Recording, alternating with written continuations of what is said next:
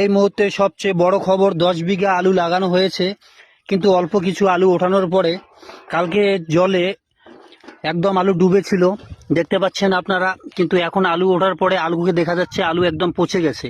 আপনাদেরকে সরাসরি জমির মালিক কৃষকের সাথে আপনাদেরকে কথা বলে নেব, কি বলে আপনারা একটু শুনেন।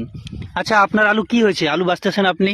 ওই সকালবেলা আলু উঠাইলাম, আচ্ছা, উঠার পরে তো দেখি ভালোই আছে, এখন তো শুকার পরে দেখতেছি নেওয়ার মতো আলু নাই, আচ্ছা, সব পচে গেছে। সব পচে গেছে। পচে গেছে, এই যে দেখুন আলু সব পচে গেছে, এই যে সব পচে গেছে, সব আলু পচে গেল। নেওয়ার মতো আলু নাই। মানে এই দেখতে পাচ্ছেন আলু সব ফেলাই দিছে, একটু উঠাই দিছিল।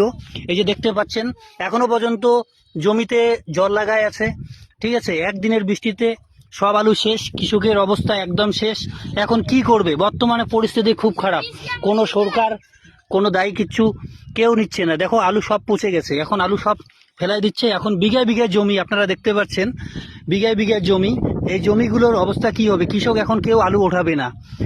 তাহলে এর জন্য দায়ীকে অবশ্যই আপনাদের কমেন্ট করে অবশ্যই আপনারা জানাবেন।